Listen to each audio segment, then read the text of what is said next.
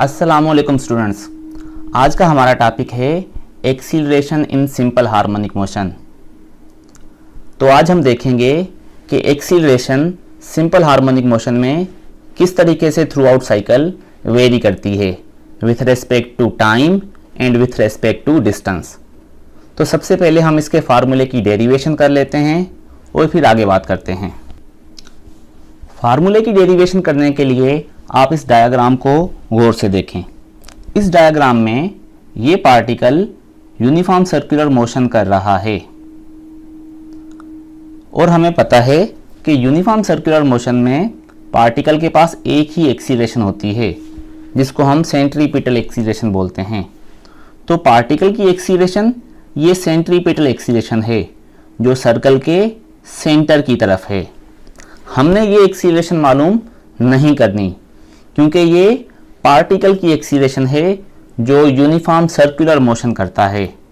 हमने प्रोजेक्शन की एक्सीलरेशन मालूम करनी है जो सिंपल हार्मोनिक मोशन परफॉर्म कर रहा है और प्रोजेक्शन की एक्सीलरेशन ax है। ax को मालूम करने के लिए आप इस सेंट्रीपिटल एक्सीलरेशन की रेजोल्यूशन करके देखें। अगर हम इस सेंट्रीपिटल एक्सीलरेशन के इस हॉरिजॉन्टल कंपोनेंट को देखें तो ये प्रोजेक्शन की एक्सीलरेशन है।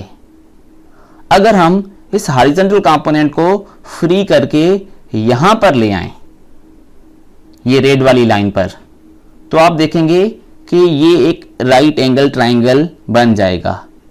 मैंने इस राइट एंगल ट्रायंगल को पूरा नहीं बनाया, पर आप देखें कि अगर हम सेंट्रीपिटल एक्सीलरेशन को बढ़ाकर यहां तक ले आएं, इस रेड वाली लाइन को यहां तक ले आएं और ग्रीन वाली लाइन को ऊपर तक ले जाएं तो ऑटोमेटिकली ये राइट एंगल ट्रायंगल बन जाएगा।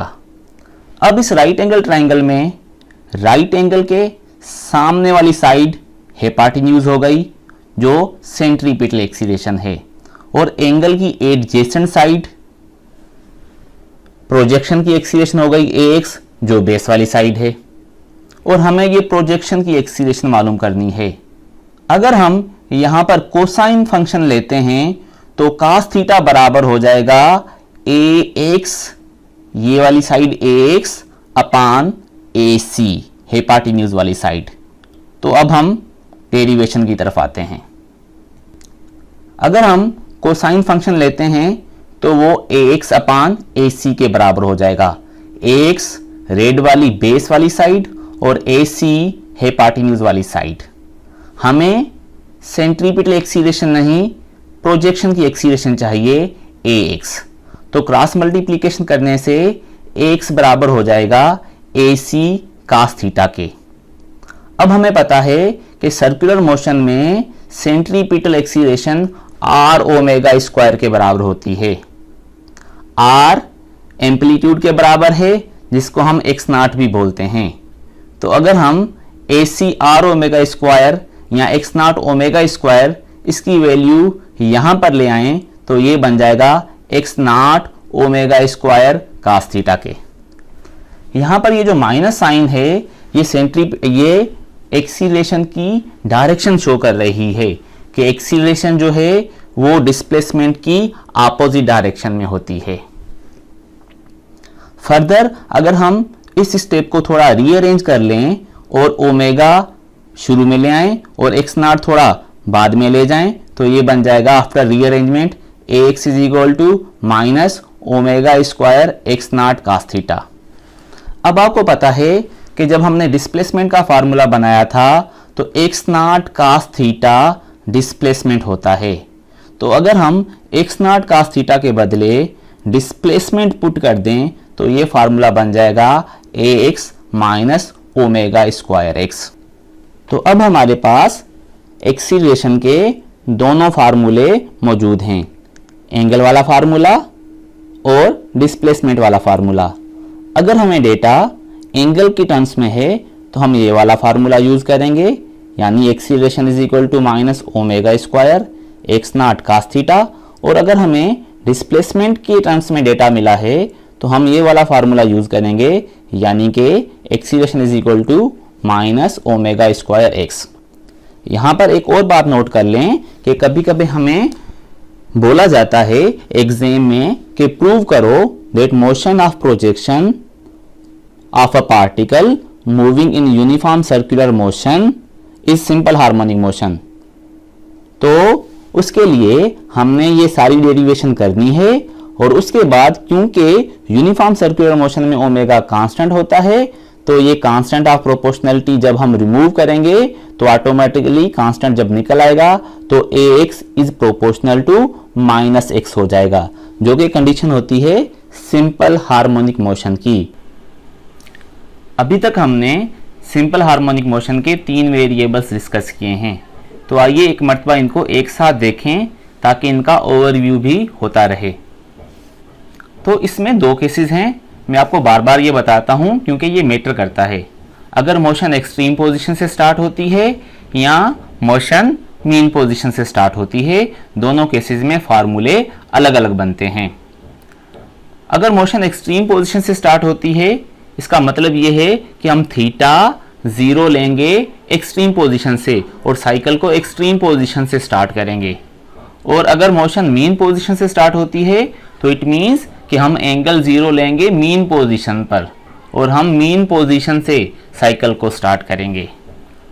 तो अगर हम मोशन को एक्सट्रीम पोजीशन से स्टार्ट करें यानी कि एंगल 0 लें एक्सट्रीम पोजीशन पर, तो फिर डिस्प्लेसमेंट का फार्मूला बन जाएगा a cos थीटा, वेलोसिटी का फार्मूला बन जाएगा -a ओमेगा sin थीटा। इस फार्मूले में यहाँ पर माइनस क्यों आता है ये मैं आगे जाकर आपको बताता हूँ जब हम ग्राफ की स्टडी करेंगे। और इसी तरीके से यहाँ पर एक्सीलरेशन का फार्मूला बन जाएगा -a omega square cos theta. बेटा एक बात यहाँ पर नोट कर लो, मैं ये बात पहले भी बताया था आपको कि इन फार्मूला में जहाँ जहाँ पर थीटा है थीटा ओमेगा टी के बराबर होता है, तो कहीं पर भी अगर हमें थीटा के बदले ओमेगा टी पुट करना पड़ता है तो आप पुट कर सकते हो।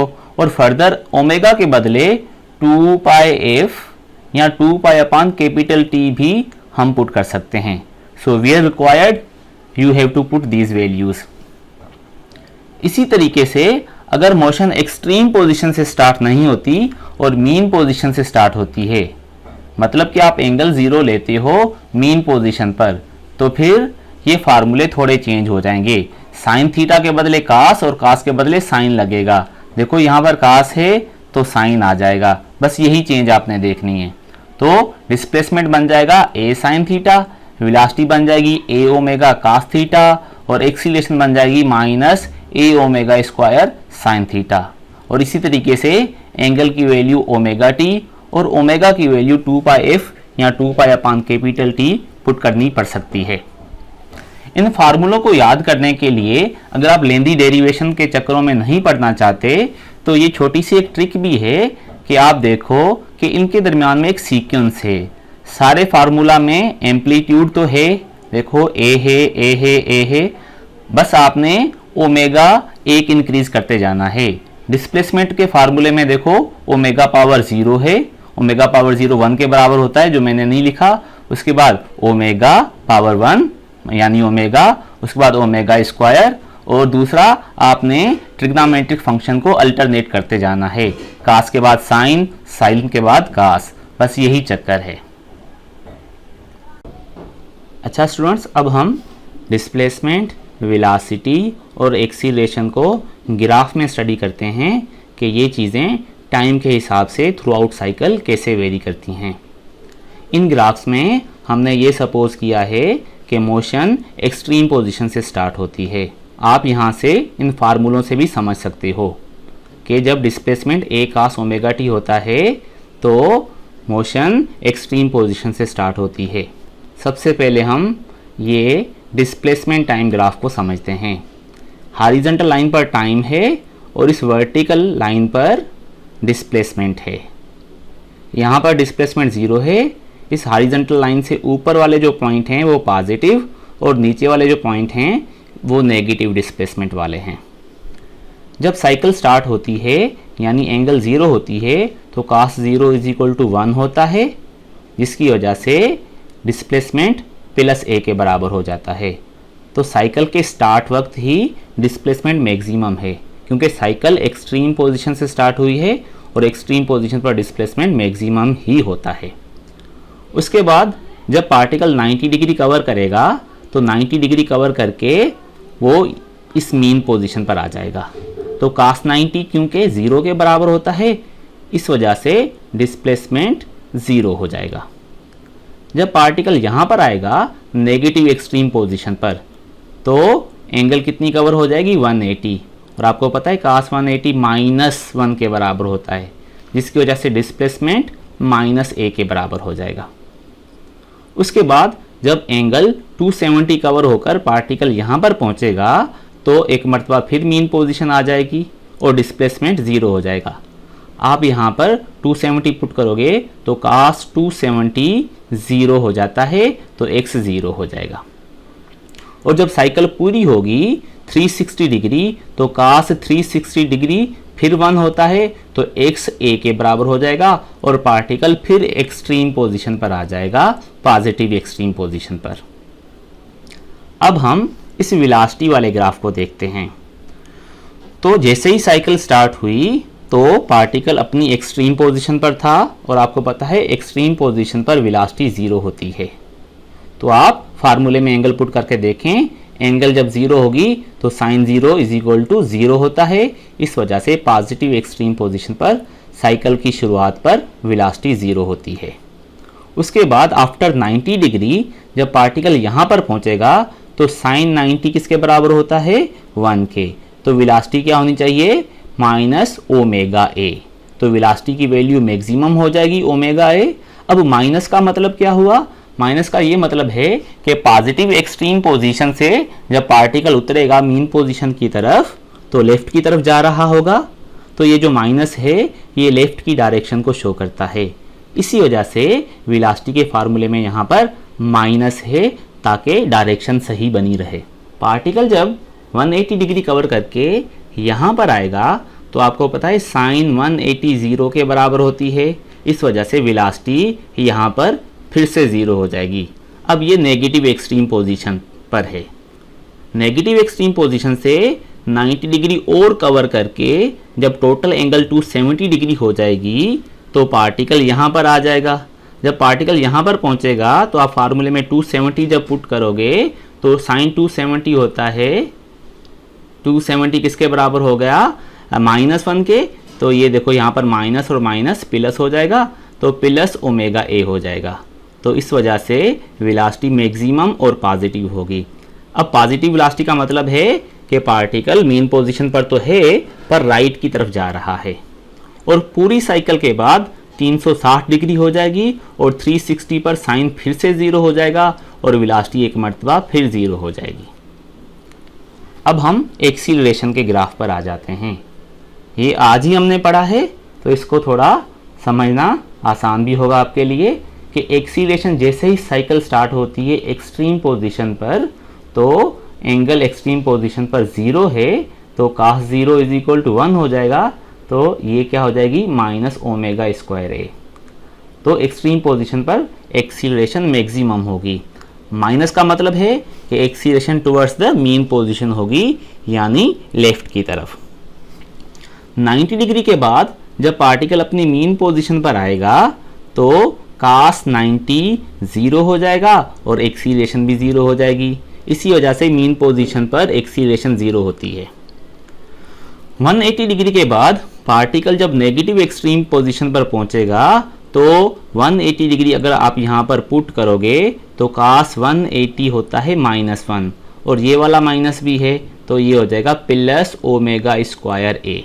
तो एक्सीलरेशन मैक्सिमम भी होगी और पॉजिटिव भी होगी, इट मीन्स टुवर्ड्स राइट होगी। यानी जब पार्टिकल नेगेटिव एक्सट्रीम पोजीशन पर होगा तो उसकी एक्सीलरेशन तो मीन पोजीशन की तरफ होगी ना। अब नेगेटिव एक्सट्रीम पोजीशन से मीन पोजीशन राइट की तरफ होती है, इस वजह से एक्सीलरेशन पॉजिटिव होगी। 270 डिग्री कवर करने के बाद पार्टिकल जब दोबारा मीन पोजीशन पर आएगा तो आप देखोगे cos 270 जो होता है वो 0 होता है, इस वजह से एक्सीलरेशन मीन पोजीशन पर आकर फिर से 0 हो जाएगी। और पूरी साइकिल के बाद 360 डिग्री जब होगी तो cos 360 डिग्री फिर से 1 हो जाएगा और एक्सीलरेशन एक मरतबा फिर -ओमेगा² ए हो जाएगी, यानी पार्टिकल पॉजिटिव एक्सट्रीम पोजीशन पर पहुंच जाएगा, उसका डिस्प्लेसमेंट राइट की तरफ होगा मीन पोजीशन से, और एक्सीलरेशन डिस्प्लेसमेंट के अपोजिट मीन पोजीशन की तरफ होगी। अगर हम मोशन एक्सट्रीम पोजीशन के बदले मीन पोजीशन से स्टार्ट करें तो ये ग्राफ कुछ इस तरीके से नजर आएंगे। डिस्प्लेसमेंट वाला ग्राफ जो पहले यहाँ से स्टार्ट हो रहा था, अब वो यहाँ से स्टार्ट हो रहा है, क्योंकि फार्मूला ही ऑल टुगेदर डिफरेंट हो गया है। पहले डिस्प्लेसमेंट ए कास थीटा था और अब ए साइन थीटा हो गया है। जब पहले डिस्प्लेसमेंट ए कास थीटा था तो कास 0 1 के बराबर होता है, इसलिए डिस्प्लेसमेंट वाला ग्राफ यहां से स्टार्ट हो रहा था अपनी मैक्सिमम वैल्यू से। इन अदर वर्ड्स वो कोसाइन वेव बना रहा था, पर साइन 0 क्योंकि 0 के बराबर होता है, इसलिए अब ये ग्राफ यहां 0 से स्टार्ट हो रहा है, यानी कि ये साइन वेव बना रहा है। तो अब आपने करना क्या है कि डिस्प्लेसमेंट, वेलोसिटी और एक्सीलरेशन के जो फार्मूले हैं मीन पोजीशन के हिसाब से, उनमें आपने एंगल्स पुट करके देखना है कि ये ग्राफ किस तरीके से बन रहे हैं, ताकि हमारा टाइम सेव हो सके। थोड़ी देर पहले ये जो हमने फार्मूले देखे थे ये इन टर्म्स ऑफ एंगल थे। जब हमें डेटा एंगल में मिला होगा हम ये फार्मूले तब यूज करेंगे। अगर हमें डेटा एंगल के बदले डिस्प्लेसमेंट की सूरत में मिला हुआ है तो हम ये वाले फार्मूले यूज करेंगे। अच्छा, डिस्प्लेसमेंट का डिस्प्लेसमेंट वाला फार्मूला नहीं होता, क्योंकि जब हमें कोई डिस्प्लेसमेंट बताएगा तो डिस्प्लेसमेंट नहीं पूछ सकता, एक्स एक्स के बराबर ही होता है। और वेलोसिटी वाला जो फार्मूला है डिस्प्लेसमेंट की टर्म्स में वो है omega under root x naught square minus x square. ये हमने वेलोसिटी वाले लेक्चर में डिराइव किया था। और आज हमने acceleration in terms of displacement जो है वो सीखा था कि माइनस ओमेगा स्क्वायर एक्स के बराबर होता है।